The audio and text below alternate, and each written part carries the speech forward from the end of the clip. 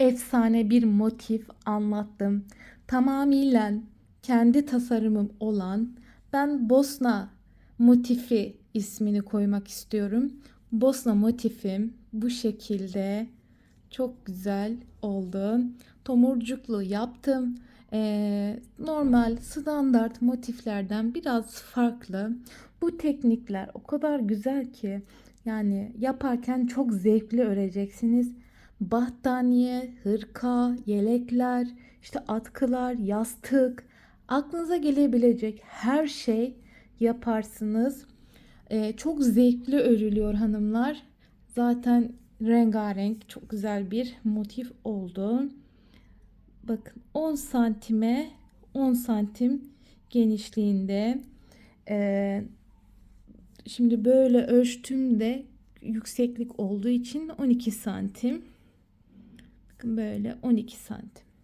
Yani siz bunu zaten buradan isterseniz de büyütebilirsiniz. Kullandığım tığ numarası 2,5 milim tığ ve elimde olan antipilik serilerinden bütün markalara ait ipleri kullandım. Zaten antipilik serilerin olan ipler genelde parlaktır, tüylenme olmaz. Bu şekilde hemen birbirine benzer özellikler taşıyor. Sizler koton iplerden de yapabilirsiniz. Pamuklu iplerden de yapabilirsiniz. Şimdi hemen örgüye başlayalım diyeceğim. Hemen bir yorum, bir beğeni de bekliyorum sizlerden.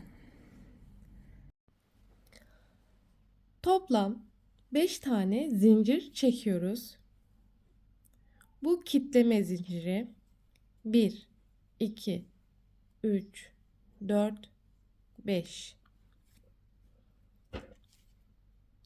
Hemen ilk birinci zincirden tel aldım. Direkt çıkıyorum. 1, 2 zincir çekiyorum. Bakın burada minik bir boşluk var. Bu boşluğa toplam 16 tane yalancı çakma trabzan yapacağım. Biraz yakınlaştıralım. Şimdi bakın. Böyle çıkıyoruz. 1, 2,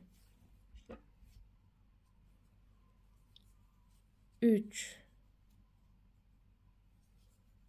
4, 5, 6, 7, 8, 9, 10, 11, 12,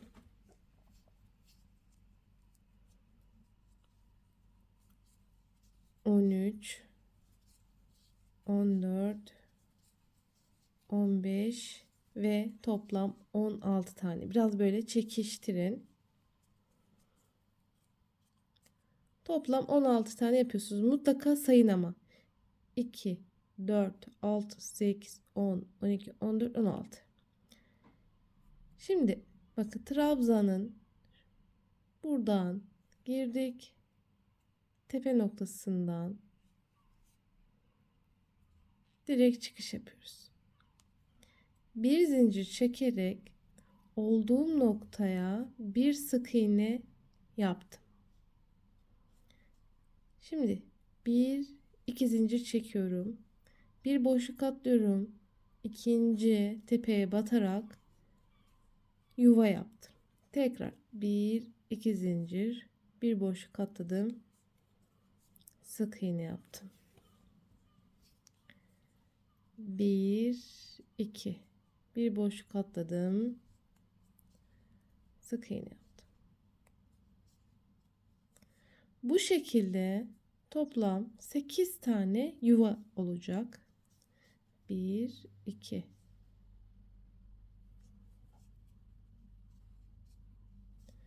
1 2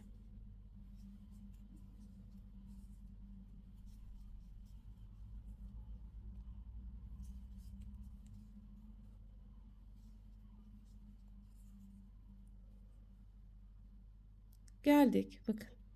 Burası sık iğnenin olduğu yer. Aslında buradan batıp çıktık. Bakın. 1, 2, 3, 4, 5, 6, 7, 8. Şimdi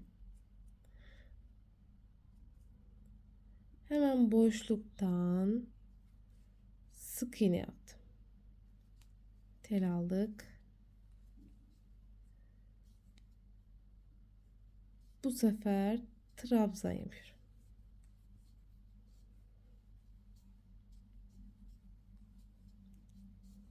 Üç tane trabzan.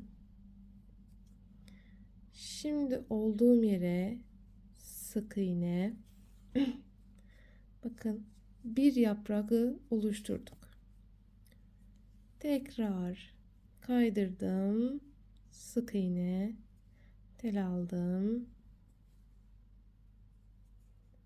1 2 3 boşluğa battım. Sık iğne.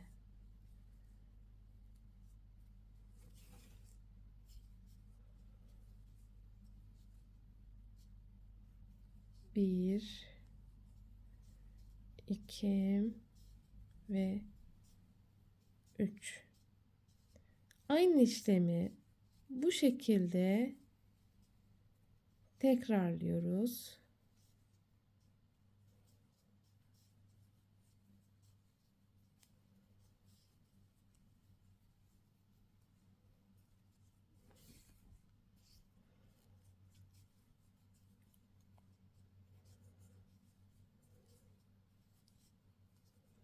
Şimdi buraları hızlı örüyorum.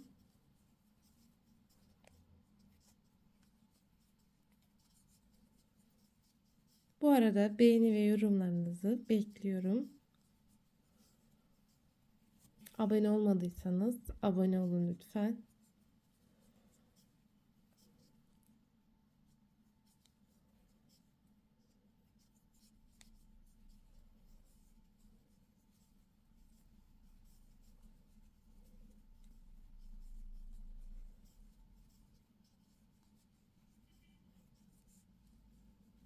Evet, son bakın yaprağı yapıyorum.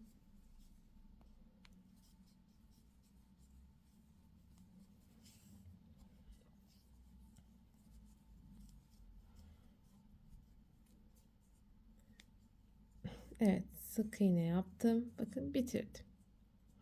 Şimdi şu buradan böyle tel alacağız. Çıkış yapıp kilitledik. Bu şekilde ilk çiçeğimizi sırasını yaptık. Şimdi hanımlar bir zincir çektim. Döndüm. Bakın şunlar var ya, bu sık iğne olan yer. Onlara batarak ikinci çiçeğimiz için yuva yapacağız. Bakın ipi kaydırıyoruz. Şu var ya tel. Onun arkasından girdim. Tel aldım. Çıkış yaptım. Yani ipi kaydırdım. Şimdi 4 tane zincir çekiyoruz. 2, 3, 4. Tel aldım. Sık iğne yaptım. 1, 2, 3, 4. Direkt sık iğne yapıyorum. Bakın. Şu sık iğnelerden 1, 2, 3, 4. Bu şekilde ikinci çiçeklerin yaprağın 1, 2, 3, 1, 2, 3, 4, evet. Zeminini oluşturuyoruz. 1, 2, 3, 4.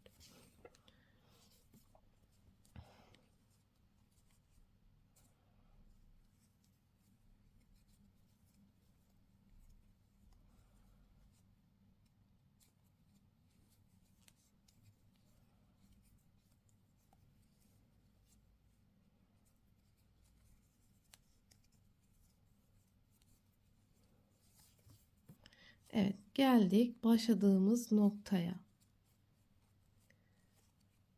Hemen geldik. Buraya da tekrar bir sık iğne yapıyoruz. Şimdi yine aynı ilkteki gibi hemen bir sık iğne, toplam. Şimdi bu sefer 5 trabzan yapacağız. 1 2 3 4 5. Şimdi bir sık iğne. Devam. Bir sık iğne. Şimdi 5 tane trabzan. 1 2 3 4 5. Şimdi bir sık iğne. Bakın bu şekilde ikinci sıramdaki yaprakları yapıyoruz.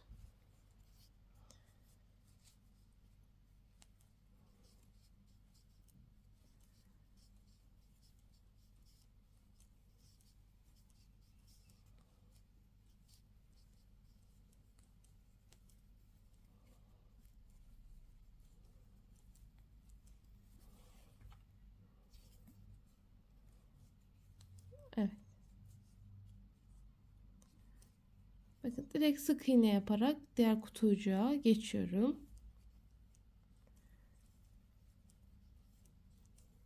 Buraları biraz, hatta buraları ben örüp geleyim.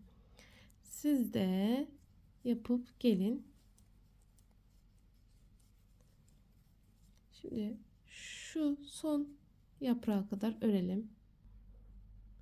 Evet, bakın geldik. Sık iğnemi yaptım. Şimdi bakın şuradaki yere batıyorum, sıfırladım. Şimdi tekrar bir zincir çekiyorum. Hatta iki zincir çektim. Şimdi bu iki zinciri şuraya kaydıracağım. Geriden geliyorum. Bakın tığ. Hemen şöyle de çevirebilirsiniz. Bakın hemen gene aynı noktadan bakın sık iğne yaptım. Yani buradaki ipi aşağıya kaydırdım iki zincir çekerek. Şimdi aynı şekilde tekrar 1 2 3 4 zincir çekiyorum.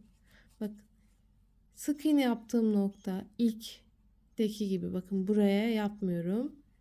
İlkteki gibi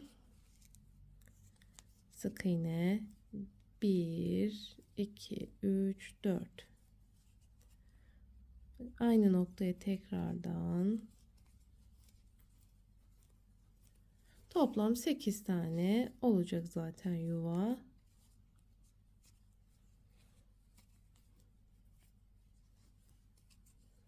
Bir, iki, üç, dört.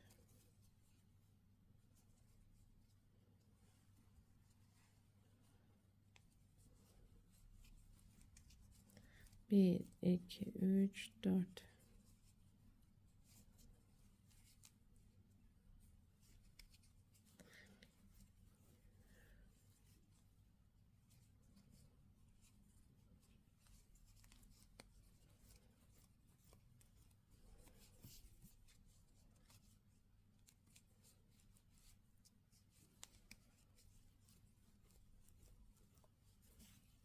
Evet, geldik aynı noktaya. Tekrar buraya bir sık iğne yapıyorum, kilitledim. Bu şekilde oluyor. Şimdi buraya bir sık iğne, hemen atladık kutucuğa. Toplam bu sefer 7 tane trabzan yapıyorum. 1 2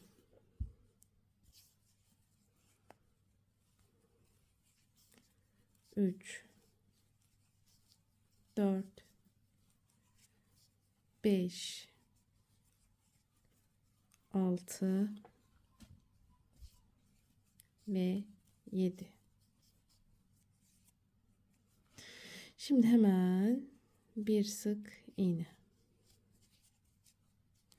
Hemen geldim yanına, sık iğne. Tekrar 7 tane trabzan yapıyorum. 1, 2, 3, 4, 5, 6 ve 7. Sık iğne. Hemen sık iğne. Bu şekilde son yaprak sırasını dolduruyoruz.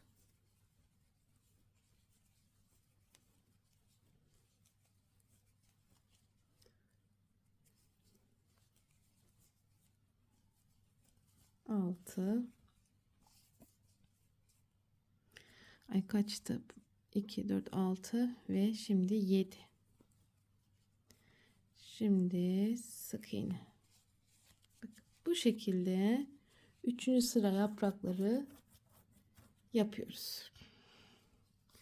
Şunu da yapalım. Sonra diğer 4 yaprağı yapıp gelelim. Çok basit. Yani o kadar kolay ki.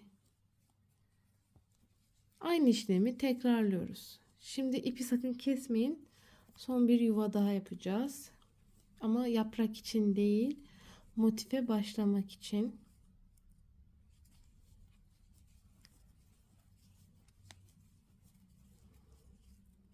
İki, 4, 6 ve 7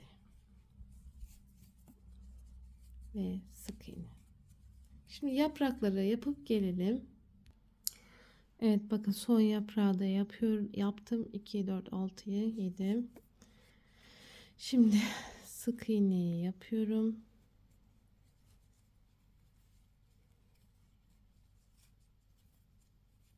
Şimdi şuradan batıyorum, kilitledim. Evet. Şimdi bu şekilde çiçekler yapraklarını yapmış olduk. Çiçeğin yapraklarını yapmış olduk. Şimdi hanımlar, aynı teknik ama bu sefer buradaki iç kutuya değil, dış kutudaki direklere batacağız. Şimdi direkt bir zincir çekiyoruz çünkü buraya batacağız. Şöyle tığı arkadan alacaksınız.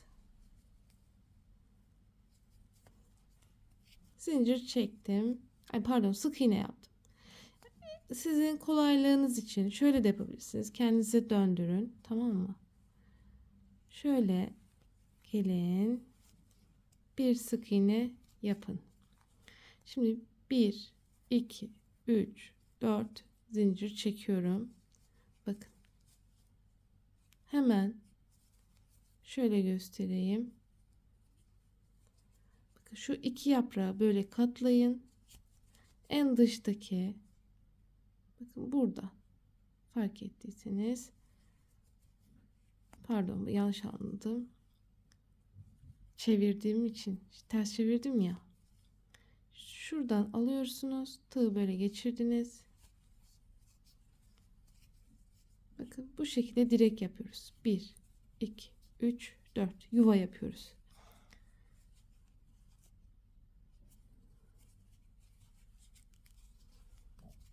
Bir, iki, üç, dört.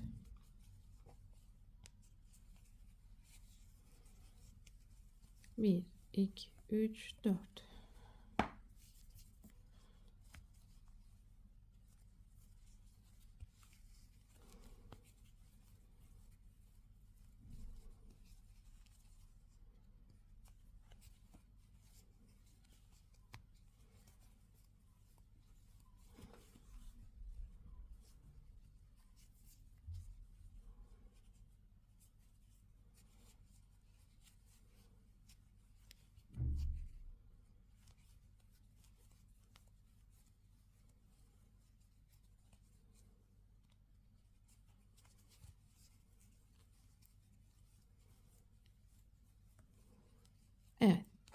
Son geldik yuva olan yere. Evet. Sık iğne yapıyoruz. Bir zincir çekerek bitirdik. Bu işlem bu kadar. Çiçek lila olan işimiz bitti. Çiçeklerin işimiz bitti. Şimdi hemen buradaki yeşil kısma geçiyoruz. İpi kestik.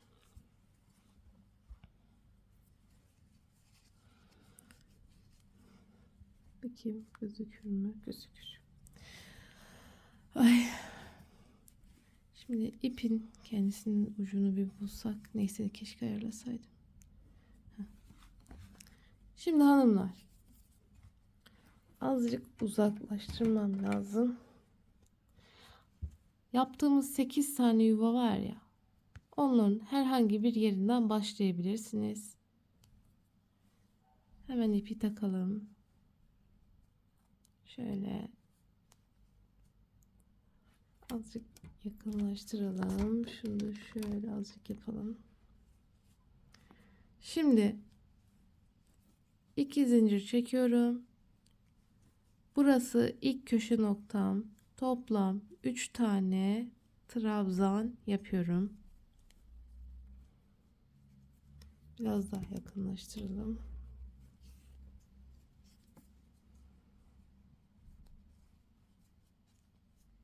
Şimdi bu boşluğa 3 tane yapıyorum. Hemen ikinci boşluğa atladım. Kutucuğa atladım. 3 trabzan. Şimdi hemen diğer 3. kutucuğa geçtim. Burası köşe olacak. Şimdi 3 tane trabzan yapıyoruz. 1 2 zincir.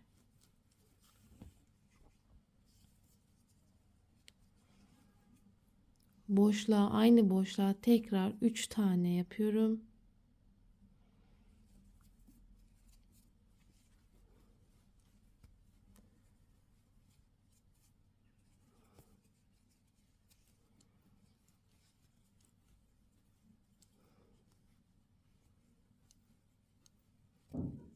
Bakın. Bu şekilde köşe yaptık. Şimdi hemen bu ortaya bir üçlü,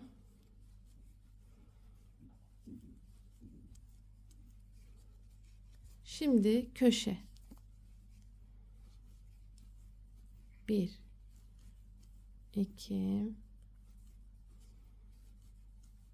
3 1 2 zincir,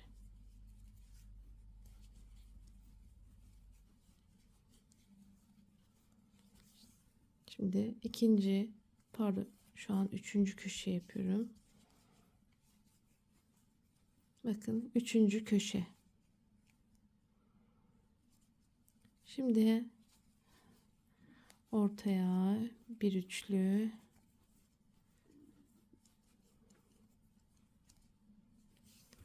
şimdi son köşem.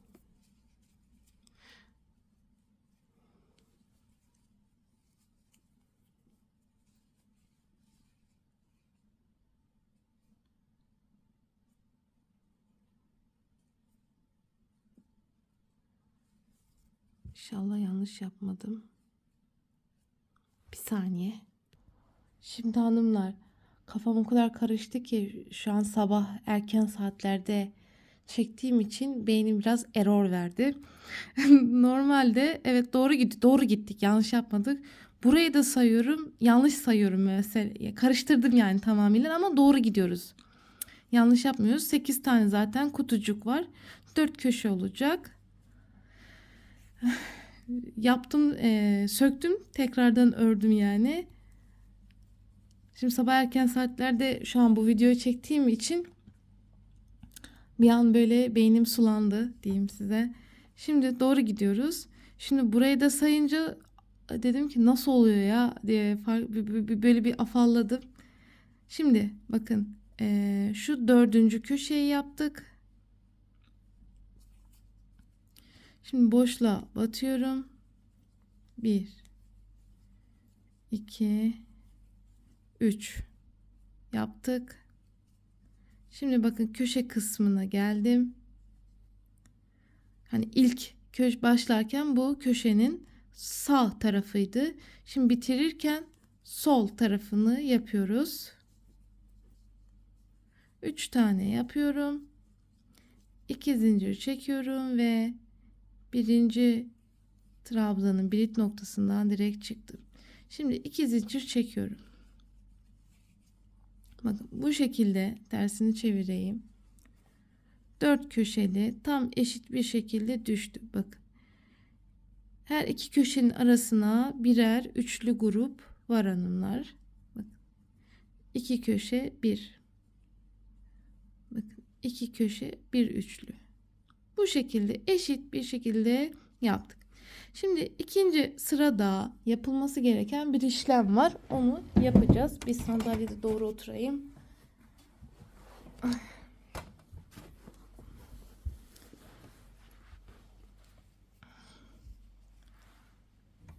Şunu böyle biraz yukarı çekelim. Şimdi bunu nasıl yapıyorduk ya? Heh, tamam doğru gidiyoruz. Geriden bakayım bir ya. İşte sabah erkenden video çekmenin zararları. Sabahsında zorla artık ayılamıyoruz mu ne oluyor bilmiyorum. Velhasıl 2 tane zincir çektim. Hatta 3 tane zincir çekiyoruz. Çünkü bir tık geri gideceğiz. Şimdi toplam 8 tane trabzan yapacağız. 1 2 burayı çok iyi dinleyin. 3 4 5 6 7 ve 8 tane trabzan yaptık. Bu şekilde oluyor. Şimdi hemen bakın şöyle ilk birinci birit noktasından bakın tepe noktası burası. Girdik. Şuradaki teli aldım. Bakın zincir falan çekmedim. Bu iki ucu birleştiriyorum. Sadece bir sık iğne yaparak kilitledim. Zincir çekmiyorum. Şimdi bakın şu 3 1 2 3 yaptık ya. Bunun ayrımını güzel eşit yapın, karıştırmayın. Hemen buradaki boşluğa 3 tane trabzan yapıyorum. 2 ve 3. Tel aldım gene. Bakın buradaki boşluğa yapıyorum 3 tane. Şimdi burası köşe olduğu için köşenin önce sağ tarafını yaptım. Birinci köşe. Bitirirken de sol tarafını yapacağım birinci köşenin. Onun için bir tane gözüküyor burada. Şimdi diğer köşelerde ikişer ikişer yapacağız. 2 ve 3. Bakın. Şimdi geldik köşe noktasına. Aynı şekilde 8 tane trabzan yapıyoruz. 2 3 4 5 6 7 ve 8 2 4 6 8. Şimdi geldik bakın. Şöyle dikkat edin bu ayrıma. Şuradan tığı geçirdim. Teli aldım. Çıkış yaptım. Bir zincir çektim. Şimdi burası köşe dönüşü olduğu için 1 ve 2 zincir çekiyorum. Şimdi trabzan yapacağım ama aynı boşluğa tekrar 8 tane trabzan yapıyorum. 1 2 3 4 5 6 7 ve 8. Bakın 2, 4, 6, 8 sayın mutlaka. Bakın bir ip noktası ve zincir.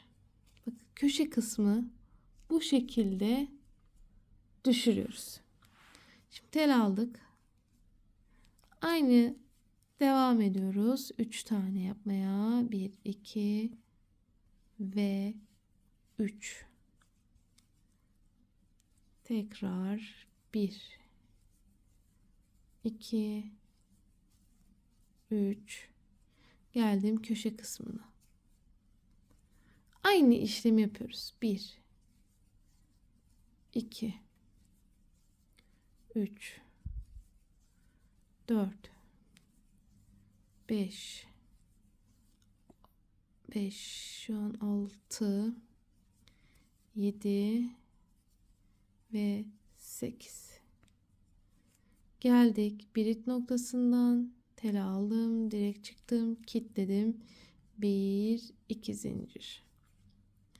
Bundan sonra hanımlar bu şekilde diğer köşeleri de yapıyorsunuz. Aslında öreyim, boş ver göstereyim size. Video uzun olsun, yapacak bir şey yok. Şu an 4, 5, 6, 7 ve 8. Şimdi giriş yaptım. Kilitledim. Şimdi devam ediyorum.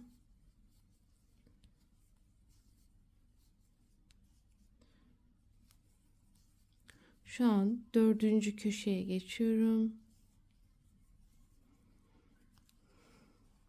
Bakın bu şekilde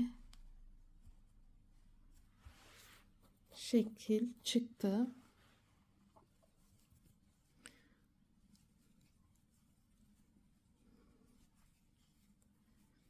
Bu arada inşallah güzel gidiyordur. Yorumlarınızı bekliyorum. Hangi sıradasınız? 2, 4, 5, 6, 7 ve 8. Şimdi buradan girdik. Kilitledim. 1 ve 2.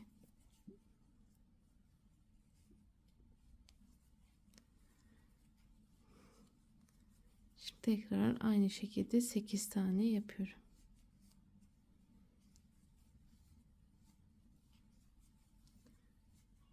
İki, 4, 5, 6, 7 ve 8.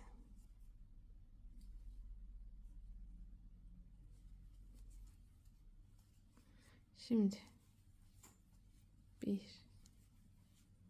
2, 3. Evet bakın ilk birinci köşeye geldik.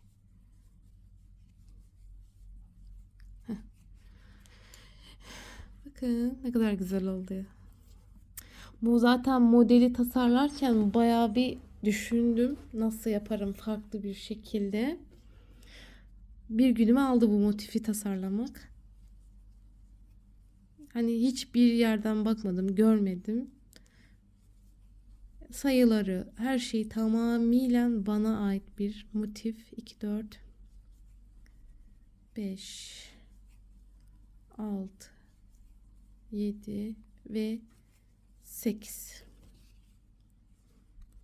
2, 4, 6, 8. Evet. Şimdi geldik. Bakın. Bir ip noktasından kilitledim. Şimdi 1, 2 zincir çekiyorum. Şimdi hemen bakın şuradaki bir ip noktasından çıkış yaptım, bitirdim. Bu kadar. Ve ipi kesiyoruz. Bakın bu şekilde kare motifi oluşturduk. Şunu da keselim. Hazır kesmişken bunu da keselim. Bakın çok güzel şekilde kareyi düşürdük. Şimdi krem ve tekrardan aynı buton ya da başka ton kullanabilirsiniz.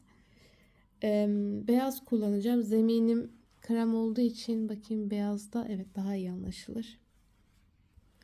Şimdi hanımlar, burası gerçekten önemli bir yer. Burayı atlamadan dinlemelisiniz. Şimdi köşe noktasındayız. Tamam mı?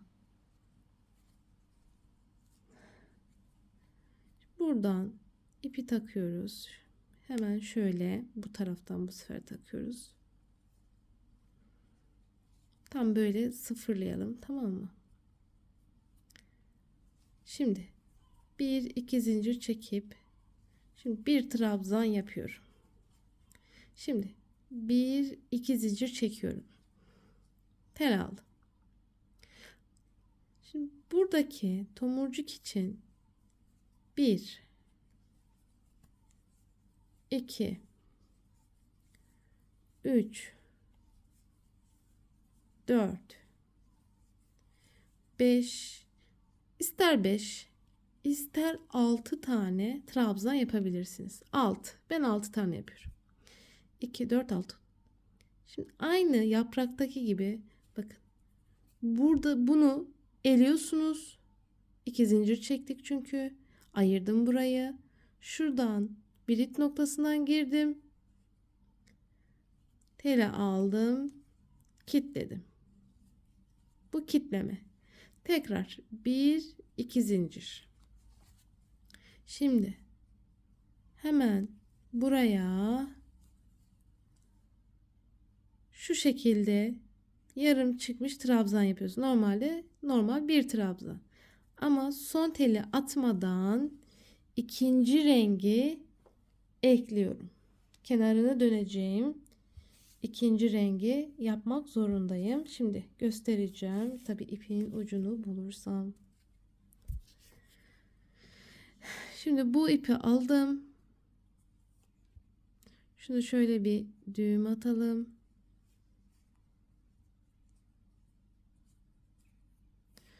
Bunu da yürüteceğiz.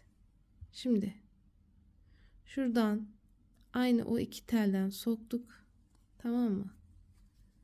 Yani trabzanı normal tamamlar gibi bu iki teli çıktım. Bak hiçbir şekilde kötü olmadı. Şimdi şu tel yürüteceksiniz. Gelmeyin sakın. Şimdi bakın. Şu hemen yaprağın yanındaki boşluğa 3 tane trabzan yapıyoruz. 1 2 3. Bakın şu lila ipi mutlaka yürüteceksiniz. Bakın arkadan geldim. Onu da böyle tutuyorum. Şimdi hemen 1 2 3 tel aldım. Bakın hemen geldim bu boşluğa. 1 bakın lila ipi de yürütüyorum. 2 şimdi üçüncü trabzanı yaptım. Bakın 2'de çıktım. Tek bu hani şunu yapıp çıkacaktım ya. Bunu böyle çıkacaktım. Bunu çıkmıyorsunuz. Bunu çıkacağınıza lila ipten çıkıyorsunuz. Bakın böyle. Şimdi tel aldım. Beyaz ipi de yürütmeyi unutmayın. Şimdi beyaz ipi yürüteceğiz. Bunu da böyle getirdik. Şimdi bir trabzan, 2 zincir. Şimdi tomurcuk için 6 tane demiştim. Dilerseniz 5 tane de yapabilirsiniz. 1 2 bakın beyaz ip de arkada unutmayın. 3 4 5 ve 6. Ne yapmıştık? Şu birinci trabzanın birit noktasından girdim. Teli direkt çıktım, kilitledim. Şimdi 1 2 zincir tel aldım. Şimdi hemen aynı şekilde trabzan. Pardon. Trabzan yaptık değil mi? Şimdi bu telden çıkıyoruz. Şimdi beyaz renge geçtiğimiz için mecburen bu şekilde yapmak zorundayız. Şimdi lila ipi yürütün. Arkadan mutlaka devam ettirin. Şimdi 1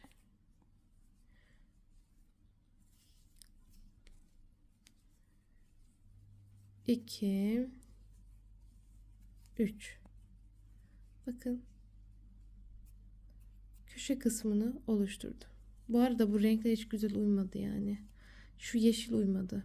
Olsun, hani ben size öğretmek için yapıyorum.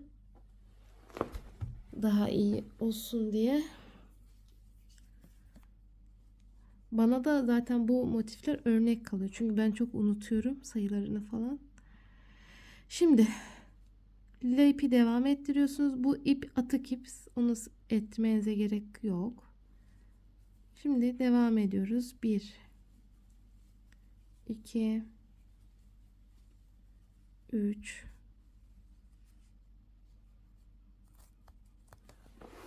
Allah.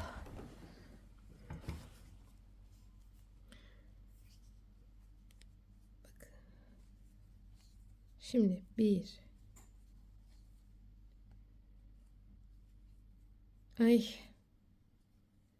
2 Şimdi 2'de çıktım. 2 tane tel kaldı. Hemen lila renge geçiyoruz. Köşe kısmına geldim. Bir trabzan, 2 zincir ve bu tomurcuğu yapıyorsunuz. Şimdi buradaki aynı işlemi buraya yapıp buraya kadar beyaz ipi getirttirelim. Şimdi hanımlar, son bu 4. yaprak var ya, orayı, şimdi burayı lila ipi bitiriyoruz. Bunu mecburen yapmak zorundayız. Ben buraya atlamışım size anlatmakta. Şimdi burayı böyle çıktık bitirdik ya. Kesiyoruz ipi. İlk zaten birinci köşeninkini yapmıştık başlarken. Şimdi bakın buradaki birit noktasından alacağız. Bu şekilde ilerleyeceğiz. Şimdi videoyu kesmeme artık gerek yok. Şimdi devam edelim.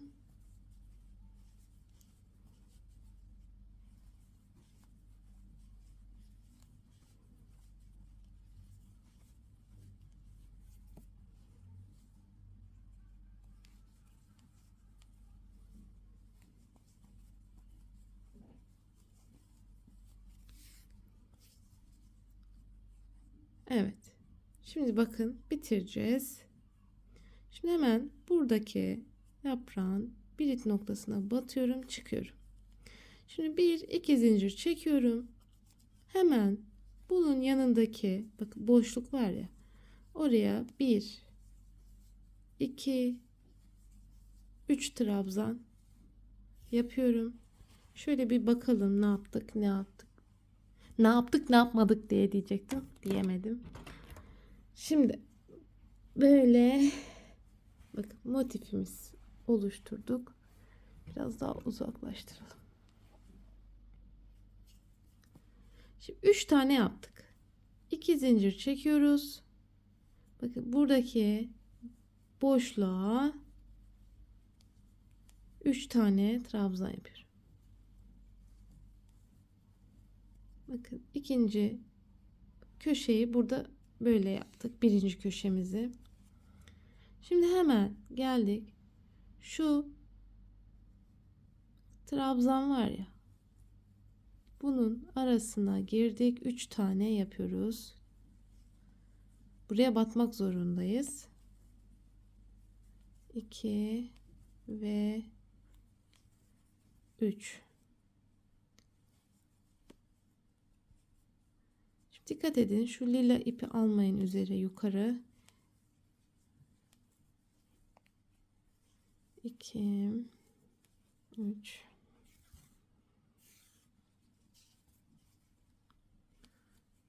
Devam ediyoruz.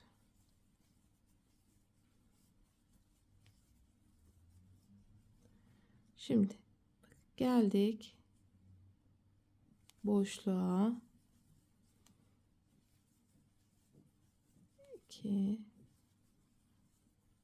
3.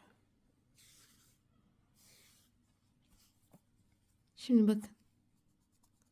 Bu iki boşluğu görüyorsunuz değil mi? Buralar köşe. Şimdi buraya 1, 2, 3 yapacağız. Şimdi 2 zincir. Şimdi şuradaki boşluğa da 3.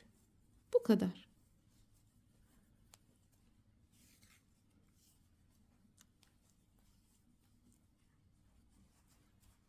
Bakın.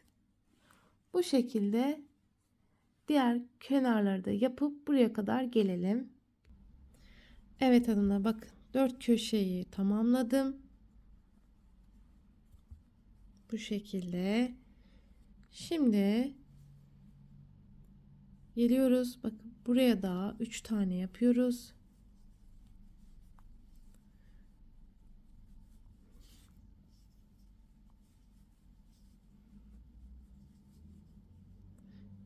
Hemen geldik birit noktasına. Çıkış yapıp kilitledim. Bu şekilde motifi bitirdim. Hemen mezura ile ölçelim boyutunu. Bakın motifin genişliği şöyle tam böyle oturtturalım. 12 santim. Mesela bu, bakayım, daha ince bir iple ördüğüm için bakalım kaç santim çıkacak. Bakın 11 santim. Bir tık ince olduğu için 11 santim. Bakın ip kalın olduğu için bakın birer santim fark oluştu. Hani aradaki fark bu şekilde bariz belli oluyor mesela. Hani el farkı, tığ farkı bayağı bir fark ediyor. Bakın 11 santim. 12 santim. Bu şekilde hanımlar motifleri yapıyoruz.